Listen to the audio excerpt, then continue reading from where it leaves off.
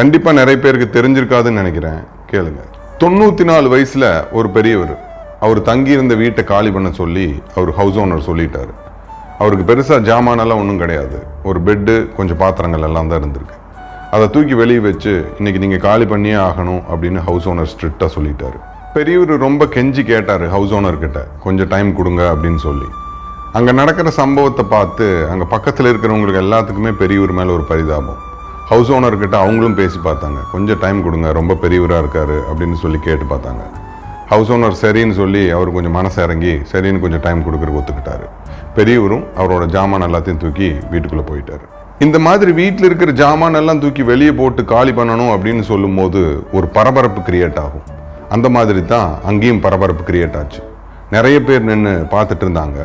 அந்த கூட்டத்தில் ஒரு பத்திரிக்கை ரிப்போர்ட்டரும் இருந்தார். நடந்த எல்லாத்தையும் அவர் பார்த்துட்டு இருந்தாரு. இந்த சம்பவத்தை பேப்பர்ல பப்ளிஷ் பண்ணணும்னு முடிவு பண்ணிட்டாரு. இந்த பதிவுக்கு டைட்டில் கூட ரெடி பண்ணிட்டாரு, வாடகை வீட்டில் இருந்து முதியவரை வெளியேற்றிய கொடூர உரிமையாளர் அப்படின்னு சொல்லி. அந்த பெரியவரை கொஞ்சம் போட்டோஸ் எல்லாம் எடுத்துட்டு, அவர் தங்கி இருந்த வீட்டையும் கொஞ்சம் போட்டோஸ் எடுத்துட்டு அவருடைய பிரஸ் ஓனர்கிட்ட போய் நடந்த சம்பவத்தை எல்லாம் சொல்லி அந்த போட்டோஸையும் காமிச்சாரு. பிரஸ் ஓனர் எல்லா சம்பவத்தையும் கேட்டுட்டு கடைசியில் போட்டோஸை வாங்கி பார்த்தாரு. ஓனரே மிரண்டு போயிட்டாரு, ஷாக் ஆயிட்டாரு.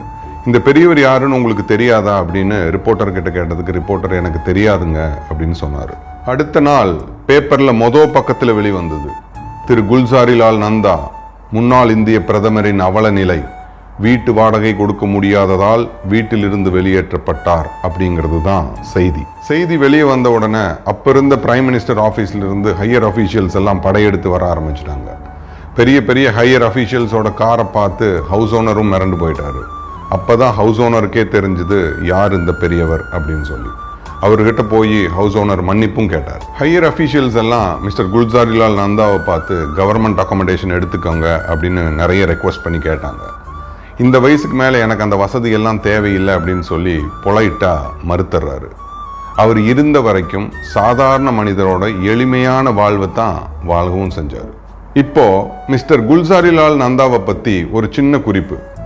2 தடவை இந்தியாவுக்கு பிரைம் மினிஸ்டரா இருந்திருக்காரு, ஹோம் மினிஸ்டராகவும் இருந்திருக்காங்க.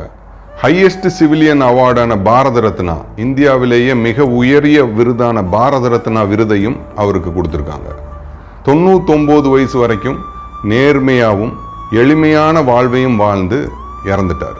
இந்த பதிவிலிருந்து நமக்கு கிடைக்கக்கூடிய மாரல், நேர்மையான லீடர்ஷிப், எளிமையான வாழ்வு.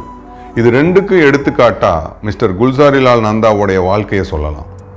சைக்கிள் ஓட்டுவதை எப்படி வார்த்தையாக்க முடியாதோ, நீச்சல் அடிப்பதை எப்படி எழுதி கற்றுக்கொள்ள முடியாதோ, அதுபோலத்தான் நேர்மை, எளிமை அப்படிங்கிறதெல்லாம் வாழ்ந்துதான் காட்ட முடியும்.